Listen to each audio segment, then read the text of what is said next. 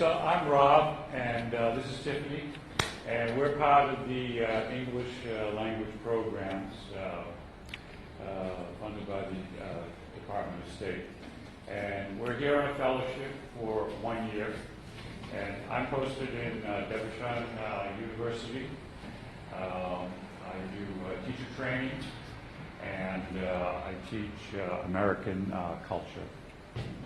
I'm Tiffany. I am stationed in Santander at the Non-Commissioned Officers Academy, as well as the National University Public Service. So we know that you're expecting Jen today, but instead you get us. She is our superior, so we are taking her place. So hopefully we can give you some more information about some ideas that you can do in your classroom, as well as some fun activities that we use that you can incorporate every day. Yep. So these are some of the topics we hope to cover today. The use of graphic organizers, video in the classroom, iPhone in the classroom. I don't know about you, but iPhones have always been a problem in the classroom. But we're going to try to change the dynamics of that and show you some ways that the iPhone could actually be a language learning tool. We're going to talk about cooperative learning, some role play, creative text review, a resource called American English, and at this time we'll take some questions later. Okay, so let's take a look at some graphic organizers here. This is a great website. The graphic organizers are free.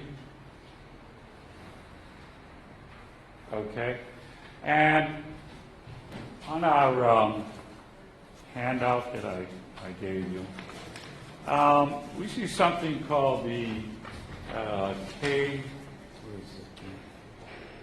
KWL.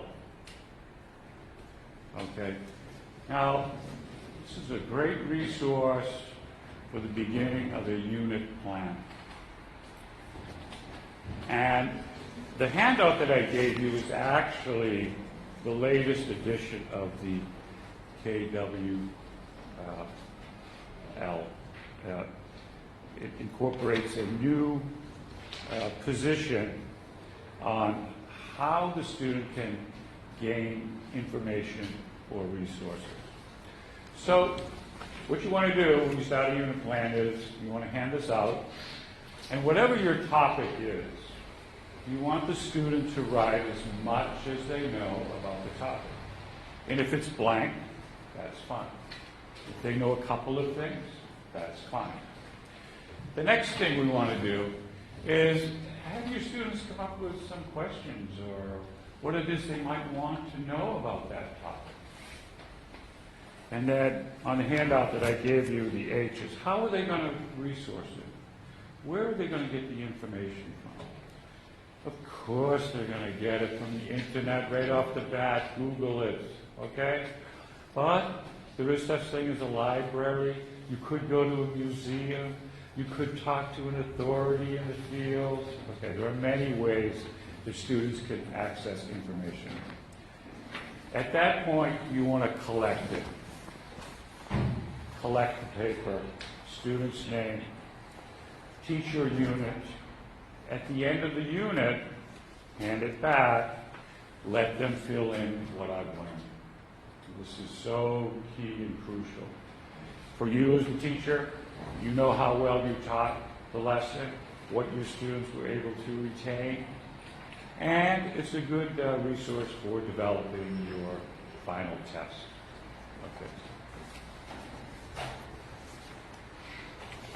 Okay, the brain map, we're going to talk about that a little more later. Okay, this is basically what it looks like. And this here is your main topic, and then you're just dividing it up into more details. You have your students work together on this, partners or in a group, okay? Sharing information, sharing knowledge, developing maybe a cooperative learning project. Okay. This gives your student the big picture with all the subsequent details that are involved. the plot diagram. Take a look at this one right here. Okay, in your, if you'd like to come up, I'm sorry. Oh, yes, we have some more up here. Yeah. This is the plot diagram for reading. And you can see how young we're starting our students in the States to be able to understand, yes, sure, help yourself, the different components of a story. It's not just reading and give me a summary or a book report anymore. Students have to dissect the story into its component parts. Setting, character analysis, the interplay, order of progression, what is the introduction. This can also be used as a guide or map for writing. And one last here. That's the plot diagram. Could you go back to the, yeah. And we're going to see story map. No, yeah, any one of them, fine. Okay, so this is the basic layout again. It's called the story map. And your students have to be able to answer these questions at the end of the story. Okay, and this is a very simple one. Okay, this could be middle school. Okay, now let's take a look at this one right here, which is much higher level. Okay, this is high school, intermediate, or advanced. This is what students are expected to be able to do at the end of a story. And it gives them all the vocabulary that they need for dissecting a story and its component parts.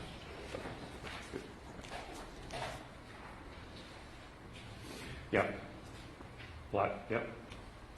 Okay, so this is a very creative website. It's called My Story. And what it does is it allows the students to create their own little book. And I hope this comes up. I had a little problem with it later, or earlier. But it's vocabulary building, description, sequencing, at the end of the project. What does that mean? That means no. Oh, that's unfortunate. Can we try it again? They can choose their own colors, they can choose their own characters, they can name the characters, they can add plot climaxes, they can add anything to the story, basically creating their own type of small novel or small ideas, right? So it gives them all the creativity and kind of like a fun dialogue. I've played with it and I've enjoyed picking the colors and changing the characters' heads to monsters and things like that. I think it's really good for younger learners, as well as in pre-intermediate. I think that would be your cutoff with the storyboard, but it works for all kinds of different things. And it is just not going to let us today, so we'll go with it. But it's very fun. I would encourage using it. Yeah, if you have a chance at home on your own computer, you can try to bring it up and see if it works. And at the end of it, if you want, the student can actually publish it and get it sent to them in a book form. That costs money. The free version is you can look at it online. I want to talk about video in the classroom, using video in the classroom. So I know we've never done this. We're tired, it's Friday, the kids are driving you crazy. We've never thrown a movie on just to kind of kill some time. We've probably never done that, and we'd never do that. And we shouldn't. Okay, but sometimes, and that's okay. But for real use of video in the classroom is you want to show short vignettes of video material. And it could be something as short as a TV commercial, maybe a music video, a short segment from a movie. Short meaning no more than 3 minutes. If you can, there are several that you can show without dialogue, without voice. And the student has to create the story, okay? Put the story in its component parts, okay? So shorter is better. Make sure you preview the materials before you show it in the classroom. Your best friend says, oh, this is a great video, and you've got to show it, and then you show it and you go, oh my God, this has nothing to do with my class and my students. And that's happened to me more than once. So. Use the KWHL, again, for whatever the topic is of the video. It's always good to pre-teach a vocabulary list. And even if there's no dialogue, you're still using description and talking. So, place, okay. But pre-teaching is becoming more and more important for background, not only for video materials, but for your reading assignments as well. Encourage description, adjectives, adjectives, adjectives. At the end, you can have your students do a plot map. Did they understand it? And this helps in the retelling. Okay, so one of the things we want to talk about in the use of video in the classroom is just showing a movie, that's entertaining. Showing a short video with these component things like story maps, plot maps, KWHL, that makes the student accountable for the lesson. It's not entertainment anymore, it's education. And they call that edu-entertainment. Okay, so that's what we could do with video in the classroom. Let's see if we can get any.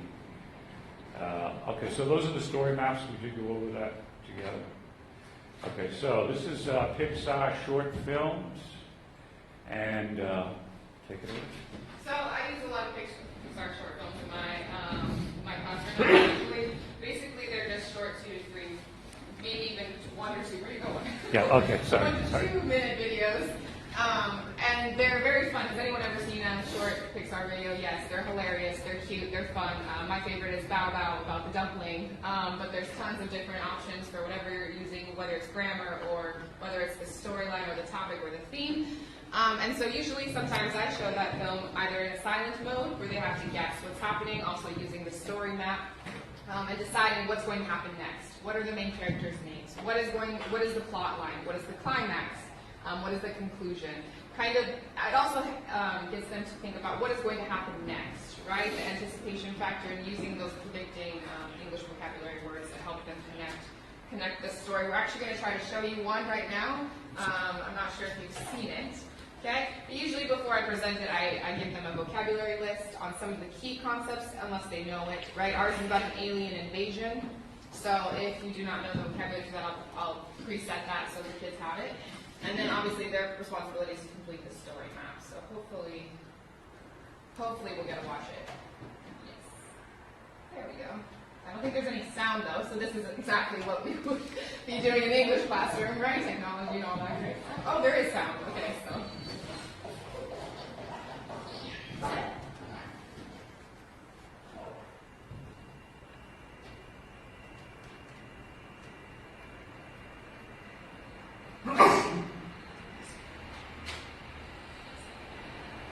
Okay, so as the video starts out, you're going to be asking your students, what's the setting? Okay, what time of day is it? What just happened here? It's not very clear. I think we have lights on. Oh, something bad. This is bad. what just happened to the boy? What do you think's going to happen next? Those are the kind of questions you want to be asking your kids. And, oh, not working so well, is it? Okay.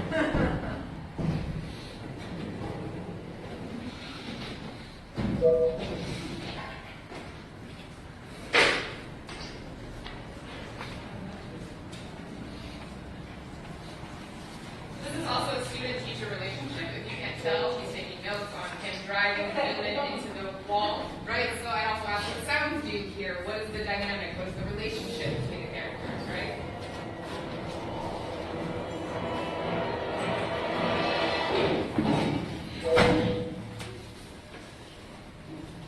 So he has his learner's permit right now.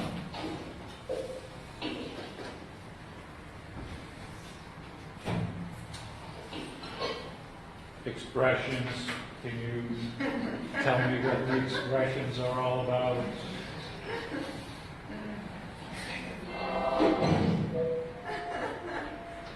This is like taking your driver's test.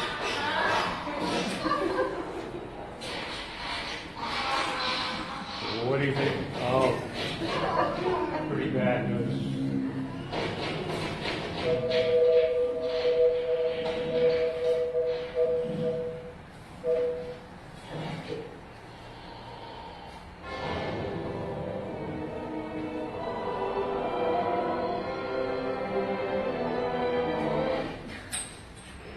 Any problem here?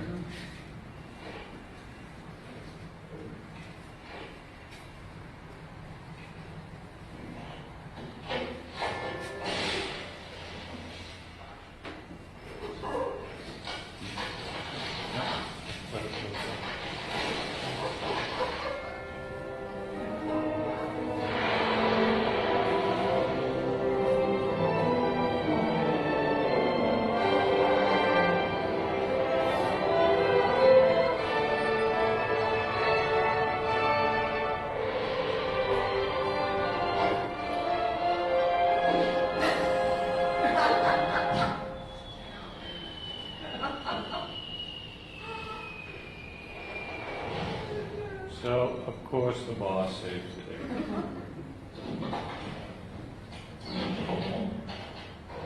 Can I do it? Can I do it? No, I guess not. The pro in action.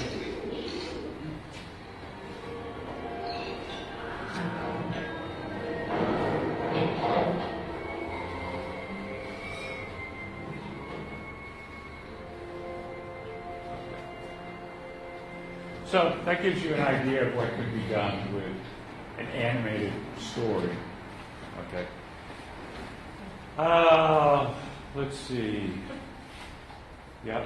So at the end, your students would do a story map, retell it, any vocabulary that's come up. Again, make them accountable.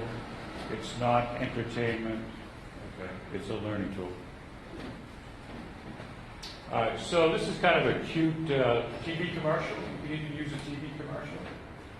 And this is one from Pepsi. So.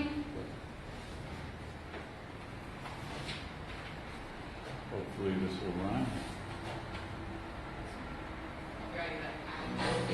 Kék színre jelöltük azt a 500 terméket, amelyek ön számára legfontosabbak. This is a true story.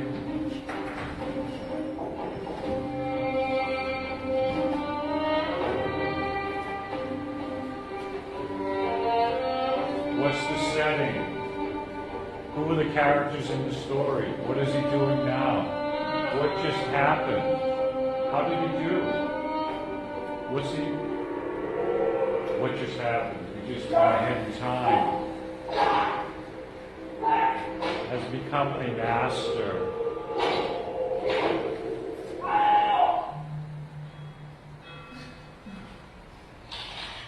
I think you can get boys to watch this one here.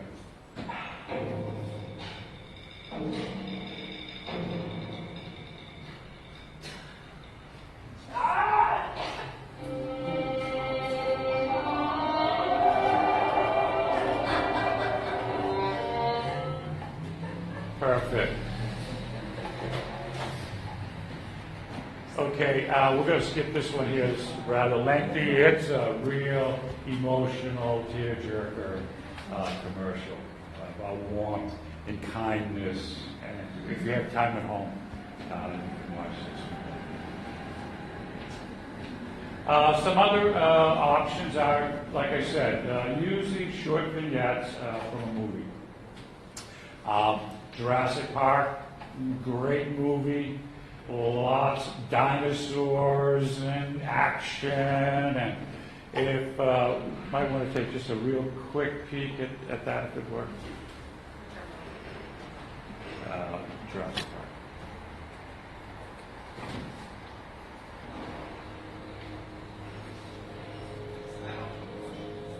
And you can find these on YouTube, the short vignettes.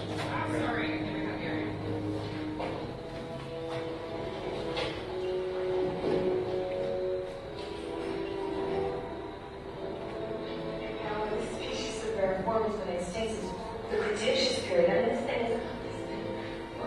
The other option, I should say, is when you're showing video materials, always use the CC, like we just didn't do.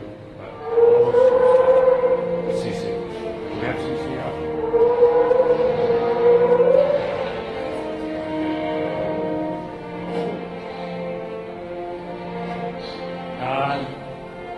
Definitely sure you can get the boys interested in watching a video like this.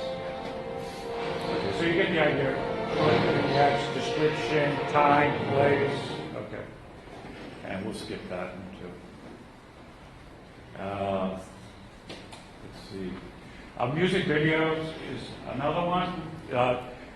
This first one, I hope it shows up, actually is a K-pop video.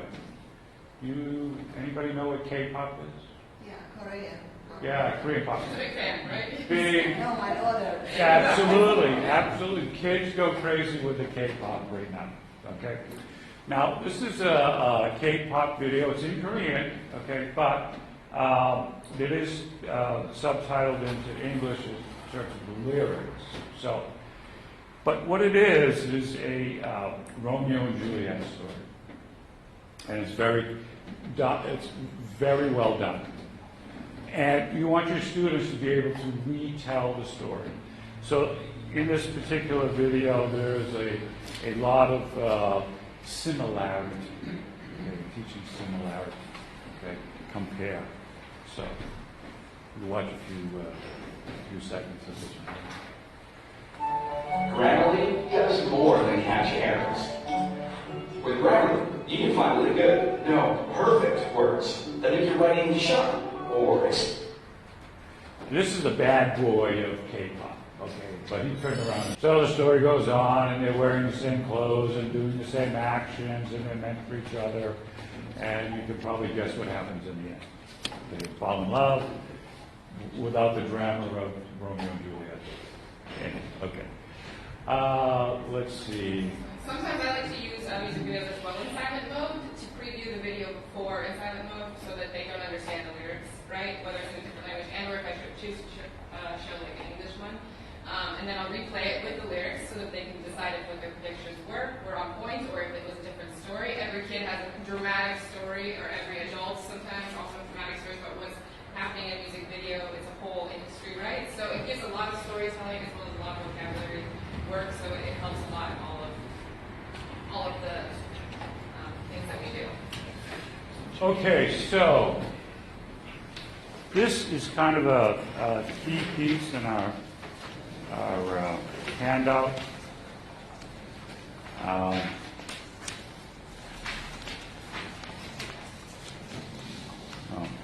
Making connections. Okay. So we've done our KWHL. We've done our plot map. We've done our story map. We've done our vocabulary. We've done our test. Students do very well on the test. 3 months later, you ask them anything about that unit, and they totally forgot it. Okay. So we kind of have to revisit things again. This is a great way to help them to revisit your previous lesson plan, reading assignments. And again, the high stakes testing, that students have to take, not only in the States, but internationally. This is the direction and the kinds of questions they're going to be asked on those high-stakes tests. And it's to be able to relate the stories to themselves or to other readings that they have done.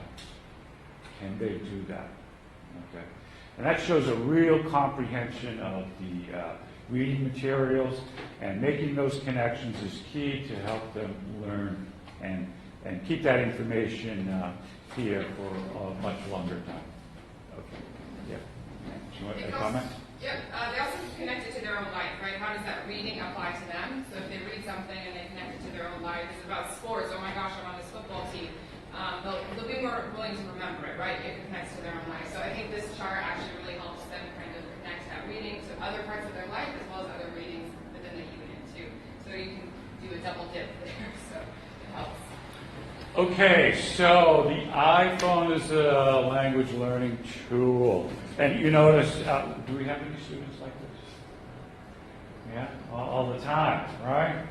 So, our ESL department, everybody in the department got tired of this situation of kids on the cell phone all the time. So one teacher thought she had the clever solution.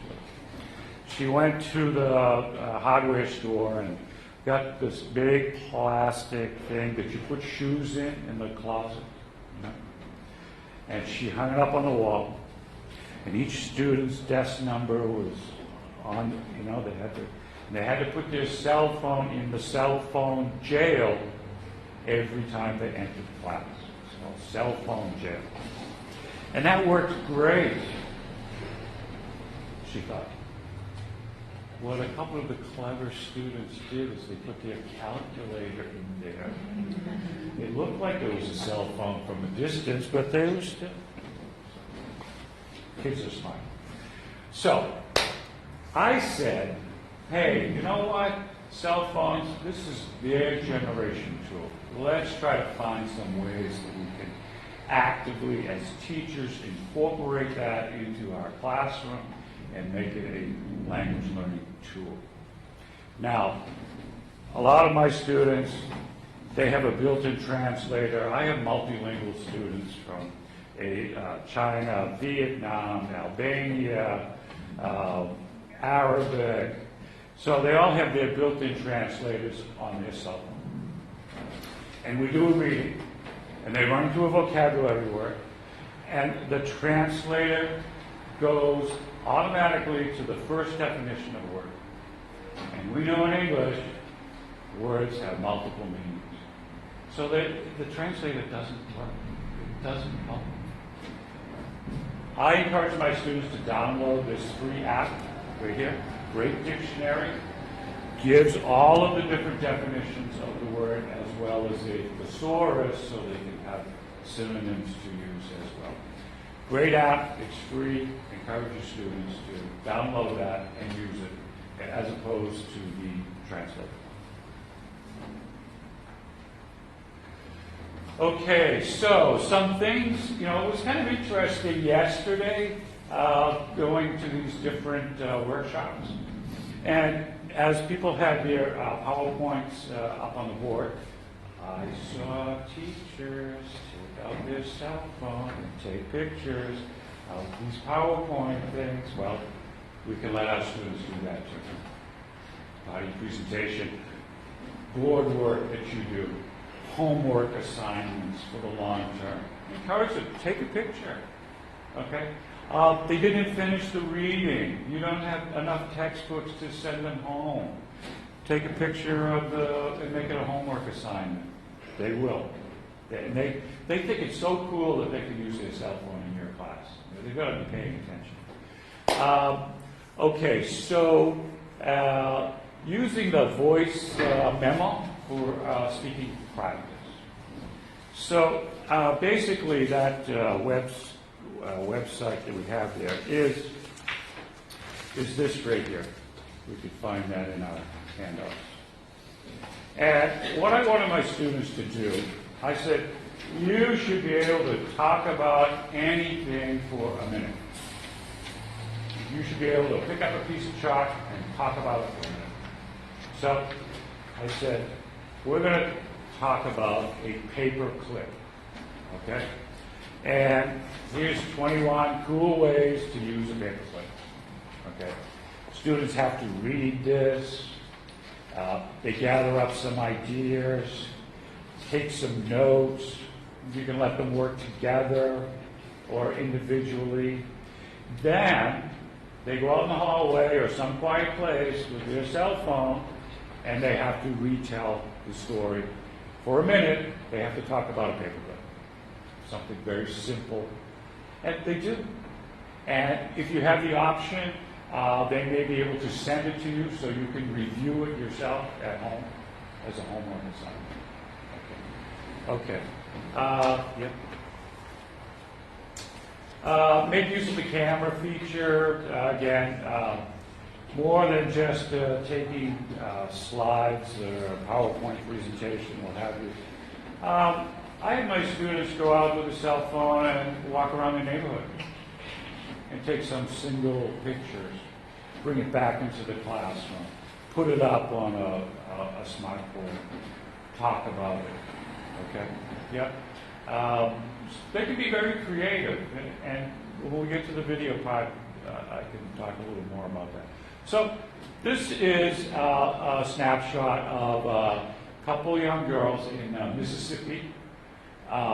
They live along the Mississippi River, and they had to do a community service project, which was go clean up the beach. And they took this snapshot, and they brought it back into class, and they had to talk about their project, their community service project. So it gets them speaking, okay, just based on one. If the picture's worth 1,000 words, how much is a video worth? And we're going to talk about that. Okay. All right, so having them make videos, I had my kids do this a couple of times during the year, intermediate and advanced level. And they could work together. And the first one that I did with them was cook your favorite meal. And a couple of them would get together, they'd go to their house, they'd cook up their favorite meal, they were so proud. And so I'm thinking, if you're in high school, you should be able to know how to cook, okay? Just as like a grown-up thing, okay? And it becomes a lesson. And they're speaking. They can take turns. I usually let, say, 3 minutes. Okay. If you get 2, that's pretty good. Okay. So some of my other students did a little tour video. They went from their house, took the subway, went to the Museum of Fine Arts. Excellent video. A Day in Your Life is a good one. DIY, a do-it-yourself video, if your kids know how to do anything on their own, extra points. Product review, I thought that would be a boring one. But my students took that, and what they did was a product review on sneakers. Because they all love sneakers. And they're Nike sneakers opposed to Adidas sneakers, and they really got into it, and it was an exciting video. Actually, one point that I made, so I'm new to Budapest, right? So I just moved here a month ago, and I had some of my students on the first day. I'm a speaking teacher. And so I asked them, please give me the best, what is your favorite part of Budapest? Make a video, right? And show me how do I get there? What is the best historical monuments and things like that? I know there's a unit in every English curriculum, right, where there's a tourist coming to your city. I recommend you ask your students to make a video about their own experience in their city, their favorite part, so that they can show a tourist coming or someone that's foreign. Because I thought it was hilarious that everyone had a different opinion of what was the best part of Budapest.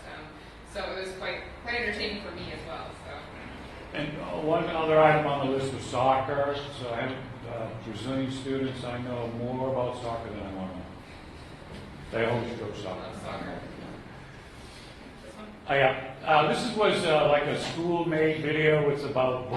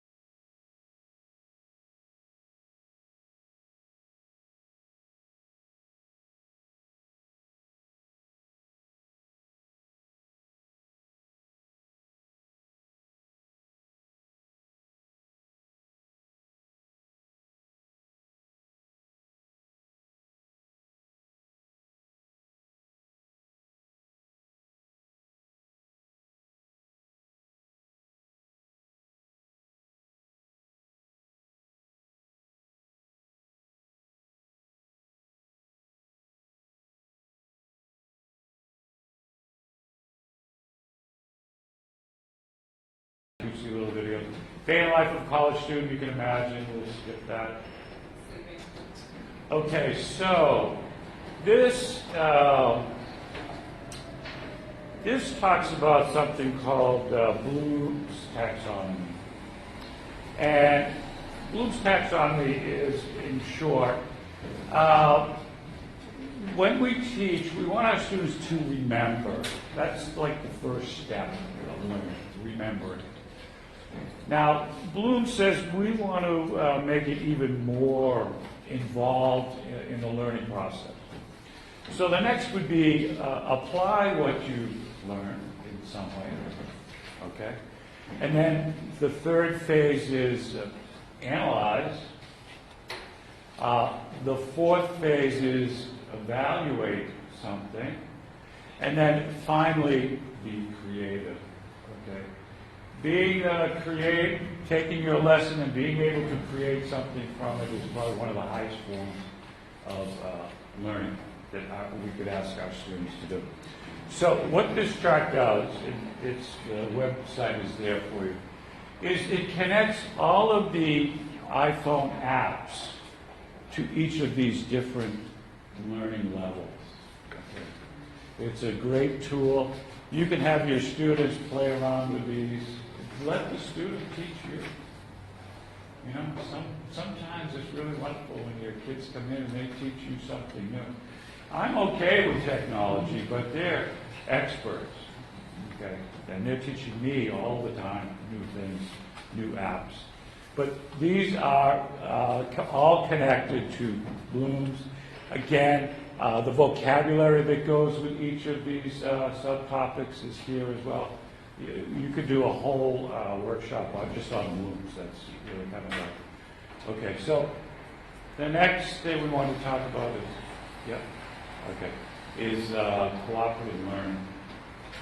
And what does cooperative learning entail? I mean, this is just the basics.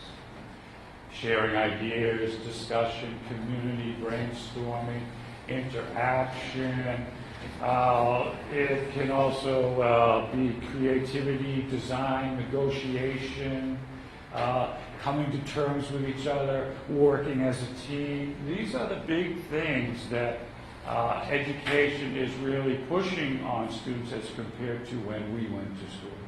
It's really they want students to be able to work as part of a team. Okay, this is really one of the key points. Okay. So we have our brain map. And this website here is by Nike Corporation. And I tried to do this before this morning, but it really didn't work out so well. So let me just explain this. So you can go to the Nike site and you pick any sneaker that you want. And then it allows you to choose all the color designs that you want for your sneaker. Now, you get, and this is both boys and girls, and they can work as a team and do the design piece of it. Now, they think, oh, this is like entertainment. No, they have to report back the steps that they took. It takes time to negotiate. They're sharing opinion. One guy says, hey, no, it should be blue. No, it should be red, okay? I mean, this is all good communication for that group, okay, to come up with a final product, okay? And if they wanted to, they could actually have it made and sent to them as a finished product. Okay. Okay, so this is vocational restaurant skills, a video. And let's not try it because we're kind of running out of time. But if we could go back to it just for a second. So what this does, so why is this kind of important? American students generally in high school, but definitely in college, will try to find part-time work while they're going to school. And where do they find it? In a restaurant. And if you can walk into a restaurant, interview, and show that you have some idea of what a restaurant business is about, you're going to get that job. So this is very simple, a fancy napkin folding, but it's order of operations, following directions, show the video to one student, let them be a master of it, and then take it to their group and show everyone. Now the student becomes a teacher and shares that knowledge with their group. Okay. Those of you who play Alibi in your classroom, yes, it's a criminal game with a bunch of, it's on the worksheet, so it's Yeah. a bit, okay? Hot seat, most of you are familiar with hot seat, right? The vocabulary game where you put two teams and a vocabulary word on the back of the board. This team must describe to you what the vocabulary word, and then it's a competition, right? Who shouts out the vocabulary word? Basically, everyone has used a word cloud. Yeah, I talked to some teachers yesterday. They said they weren't able to create their own vocabulary list, but on this website you have the option. So whatever your vocabulary word list is, you're able to put it into their publishing part and publish this piece. Now, have your students do it. You know, there's something cognitive that happens when they write down something or they type it in rather than just cut and paste. Okay, there's a cognitive process that's very positive if they can do the typing. You can also use this as an assessment tool for reading, right? So what words did they pick out? What are the key topics, keywords? I use this as an assessment tool because sometimes reading is so overwhelming even for us. So you can use that as well. Okay, so this is the silent story, okay? And I wanted to be an artist, and I showed my guidance counselor my picture, my beautiful artistic picture, and they said, you better be an English teacher. Okay, so what this is I'm the teacher, and I'm not going to say anything. And you're the student, and you're going to tell the story. Now, I want the story in the past tense, okay? So, I'm going to go like this.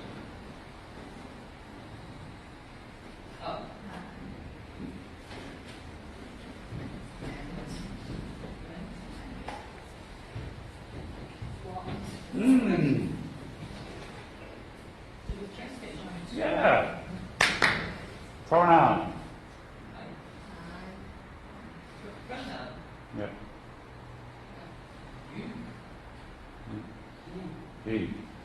He.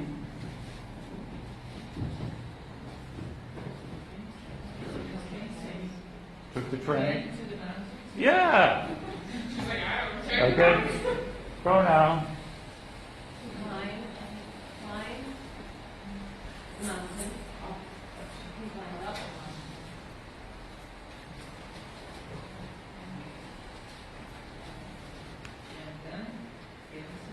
Yeah, you climb down the other side. Good. Pronoun.